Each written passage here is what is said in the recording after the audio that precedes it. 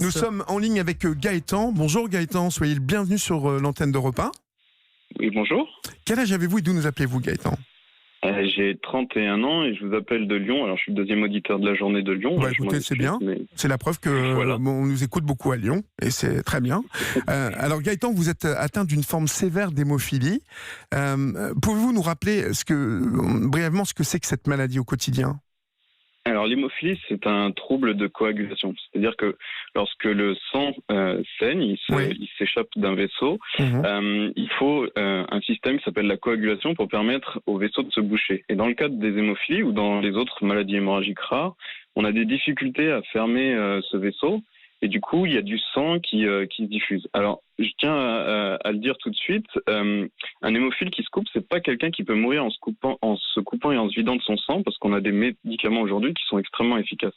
La grosse particularité de cette maladie, c'est que ça provoque des dégénérescences au niveau articulaire à cause des saignements qui ont lieu dans les articulations. Oui. Et très concrètement, j'ai 31 ans et quand je passe une radio, mes chevilles correspondent à celles d'une personne qui a plus de 85 ans. Pour l'anecdote, ça m'est arrivé plusieurs fois d'avoir une prescription pour aller faire une radiologie de cheville et j'ai dû repasser plusieurs fois les radios parce que les radiologues me disaient à chaque fois « mais je suis désolé, on a échangé vos radios, je comprends pas, j'ai pas la bonne radio, vos radios ça correspond pas à l'âge que vous avez ». C'est une maladie rare et du coup les gens connaissent peu, mais voilà, je fais avec. D'accord, mais est-ce que la pratique d'une activité physique est-elle conseillée, voire proscrite pour les personnes souffrant d'hémophilie ? C'est une excellente question. Moi, quand j'étais petit, on me disait qu'il fallait pas faire et qu'il fallait éviter au maximum de faire de l'activité.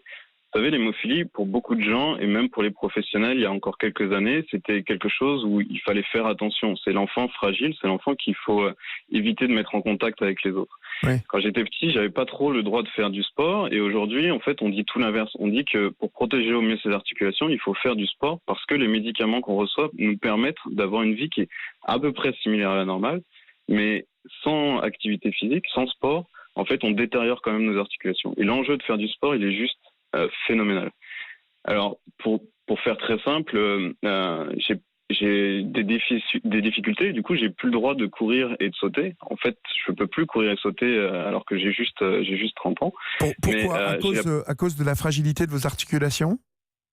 Alors, c'est pas la fragilité, c'est la dégénérescence en fait des articulations qui fait qu'en fait, il y a des grosses douleurs. Il y a des douleurs qui sont difficiles à gérer au quotidien et sur lesquelles il faut faire beaucoup de kiné tout au long de la vie. Et puis, il faut aussi avoir une activité physique et une hygiène de vie qui soit assez contraignante. C'est-à-dire que je fais attention à ce que je fais, mais je ne fais jamais dans l'excès. C'est-à-dire qu'en fait, je peux faire un peu presque tous les sports, mais en faisant attention à ce que je peux faire.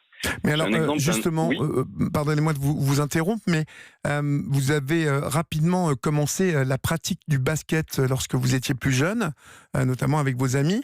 Cela vous permettait de garder le moral. C'était indispensable à votre bien-être psychologique. Est-ce qu'aujourd'hui, vous ne pouvez plus le faire ? Exactement. En fait, quand j'étais petit, on me disait reste sur le banc de touche ou fais l'arbitre. C'était pas quelque chose qui était très facile à vivre. Oui. Et en fait, dès que j'avais la possibilité, dès que mes parents avaient le dos tourné, en fait, je prenais mon ballon de basket et puis je partais avec mes amis et on jouait au basket un petit peu partout. Et c'est ce qui m'a permis, moi, de me dépenser quand j'étais enfant et quand j'étais ado. Aujourd'hui, en fait, il faut adapter. Et par exemple, le basket fauteuil, c'est une des versions qui peut être intéressante pour moi. Oui. Je vous dis ça parce qu'en fait, on m'en a parlé il y a quelques jours et j'ai très envie d'essayer ça et je pense que je vais m'y mettre très rapidement, sûrement à la rentrée, si je trouve un club d'ici là. Quel risque encouriez-vous en fait lorsque vous pratiquiez ce type de sport au-delà des articulations ? Est-ce que on craint un choc et justement une coupure ? Est-ce que c'était ce que vos parents craignaient le plus aussi ? En fait, je pense que le principal frein, c'est pas les risques que moi j'ai. En fait, c'est le regard des autres. En fait, c'est les autres qui veulent pas vous faire la passe quand vous jouez au foot. C'est les autres qui veulent pas aller vers vous, parce qu'en fait, tout le monde sait, même si on vous le dit pas directement, mais tout le monde sait quand vous arrivez quelque part qu'il y a une étiquette qui est collée au-dessus de votre front. Et du coup, tout le monde fait attention plus ou moins. Et du coup, c'est très difficile en fait d'essayer de s'intégrer et d'essayer de faire comme les autres quand c'est comme ça.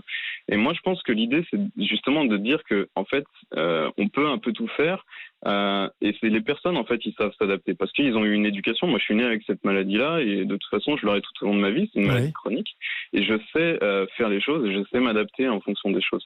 J'ai eu beaucoup de chance quand j'étais petit parce que mes parents étaient très actifs dans une association qui s'appelle l'Association française des hémophiles. Et c'est une association où il y avait d'autres personnes avec la même maladie rare que moi et qui m'ont beaucoup appris sur qu'est-ce qu'il fallait faire et qu'est-ce qu'il ne fallait pas faire.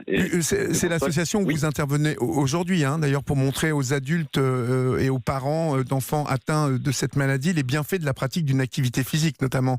Vous en êtes aujourd'hui convaincu, il faut faire du sport, quoi qu'il arrive, même si on est hémophile, on peut pratiquer, en tout cas on peut pratiquer le sport.